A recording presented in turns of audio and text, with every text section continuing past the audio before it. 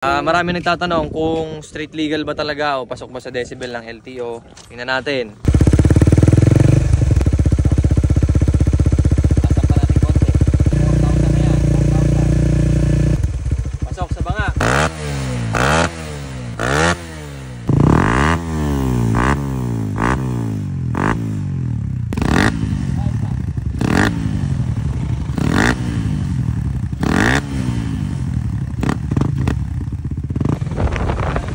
Oh, dito na naman ang mga boys. Oh, Pogi. Oh, walong yung 50 cent. Ito ulit tayo para testingin yung Chukigi pipe versus Itzalaya pipe. Kung magkatunog ba. Oh, iba talaga tindig nito. Ito nga pala yung Itzalaya pipe. Pang ano naman to, pang Raider FI. Ganun ang mounting niya. Hindi siya pantay sa chassis. Pero etong Chukigi pipe, kita nyo naman pantay na pantay. Quick comparison. Sound check. Ito, Chukigi power pipe.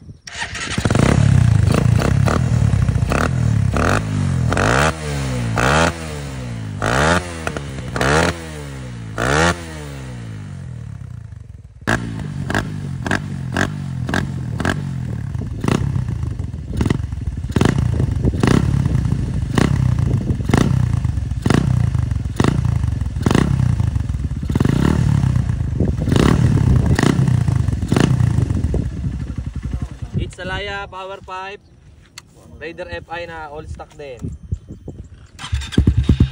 Itzalaya.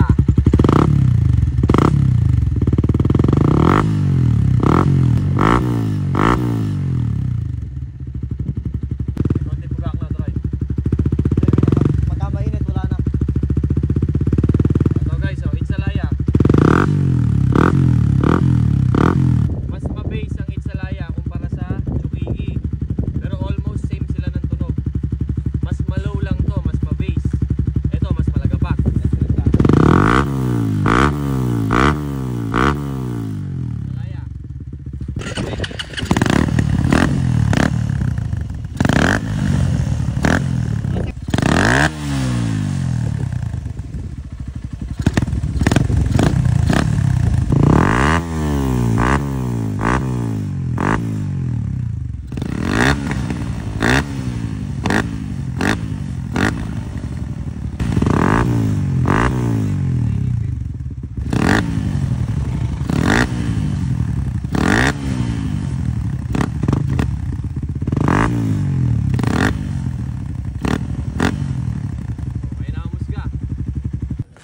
Oh, ito, malapit ang tunog.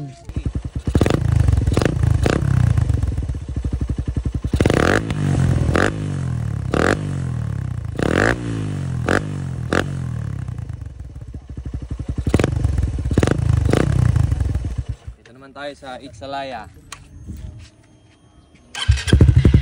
Yan. Ang bait ng tunog ng Itzalaya, mabase talaga siya, mabase.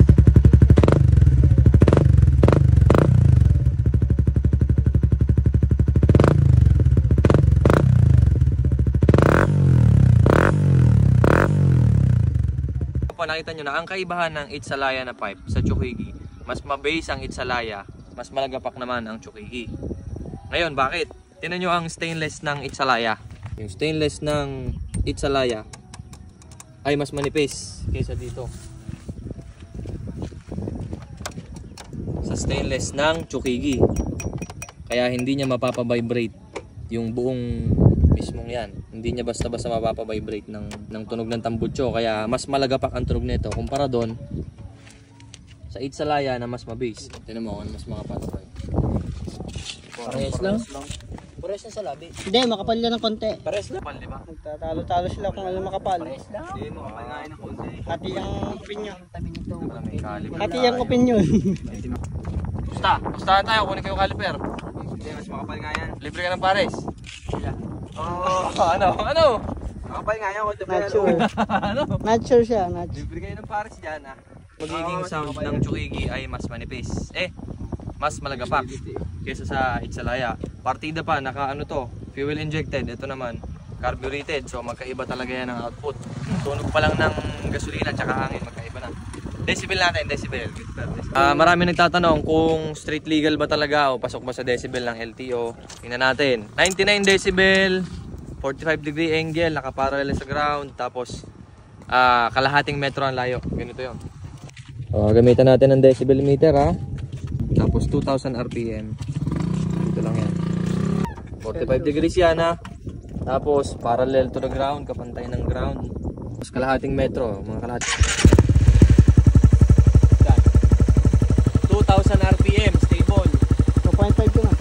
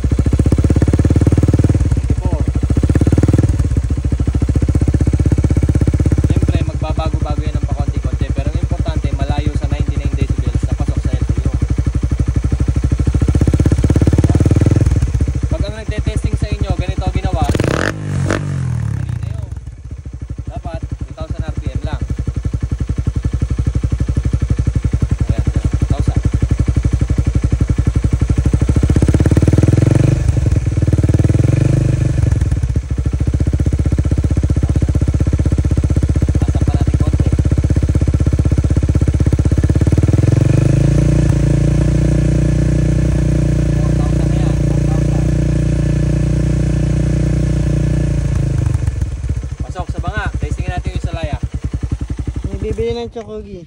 Sa mga bibili ng Chokogi, lagi nyo tinatanong yan kung street legal o pasok sa decibel ng LTO.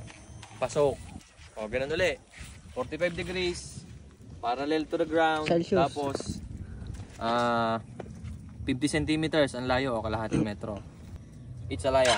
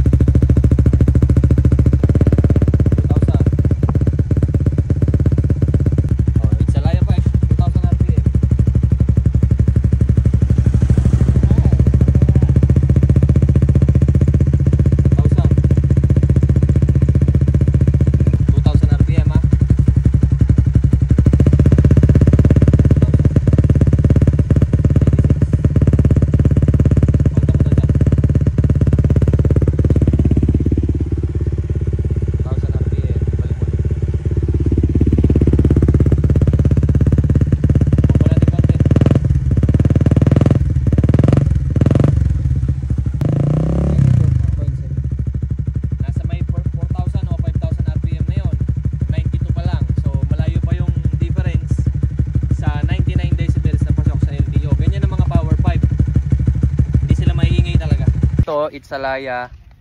Pinakabit ko sa shoutout sa may-ari. Ayan si Matroy. Oo, Carlo, pangiti-ngiti oh. Ayan, ganun yung Itsalaya guys. Itsalaya. Ang mounting niya, okay din naman ang Itsalaya, pero yung mounting niya medyo awkward kasi nakaganan. Para siyang mounting ng stock. Yung stock ng Raider FI, hindi din siya pantay sa chassis. Ang align niya, ka-align ng motor. Ito pa. Ang alignan sa motor pagka nakapantay sa likod.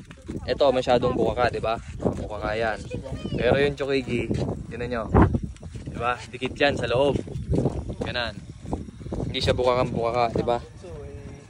Hindi siya buka sa gilid. Saktong-sakto mounting niya, 'di ba? Hindi siya nakabuka. Halos kapantay lang siya nung tapakan ng angkas, 'di ba? Pero ito, tingnan mo kung papantayin mo 'yan, 'di ba? Tagilid na tagilid siya. Ito ang kapantay ng pipe mo. Mounting, plug and play yan guys. Chokogi power pipe. Sabing swabe. Ang natitira na lang sa stock ko, parang isa na lang.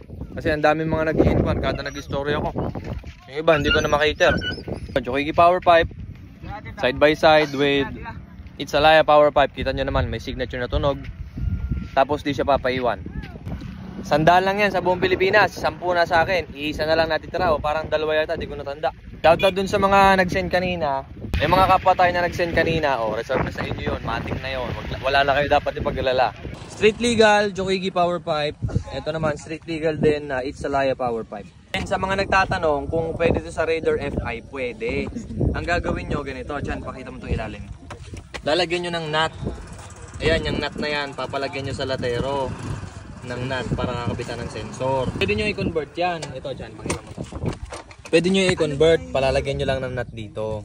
Pero I recommend mga kapwa na magantay na lang kayo ng pang Raider FI kasi paparating na yata yung pang Raider FI. Babalitaan ko kayo kagad kasi siguro nasa 80% na nagtatanong sa akin at naghahanap yung iba, sure buyer pa. Siguradong kukuha sila.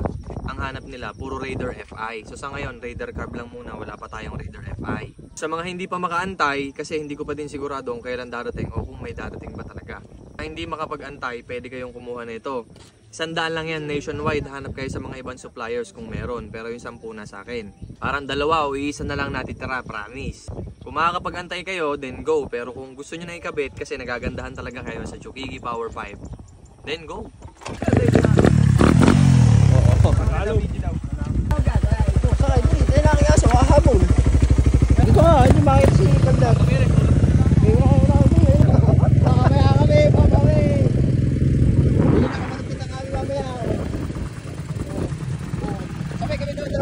Pare.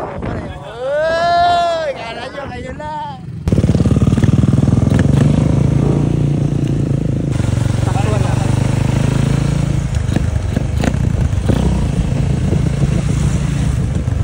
Sige.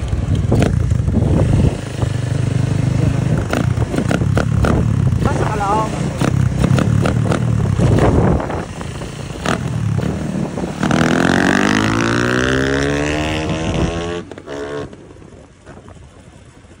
Yan ang kaganda pag naka power pipe lang.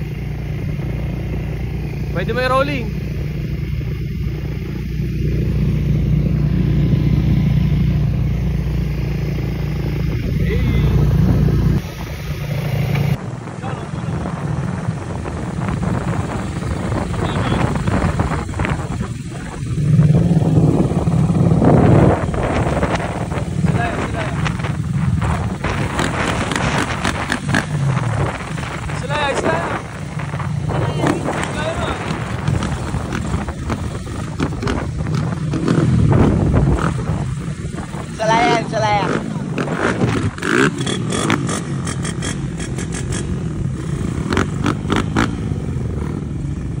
Salaya. Silaya.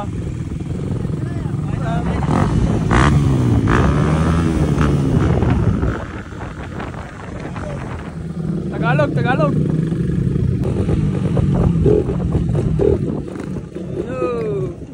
Driver ka yan.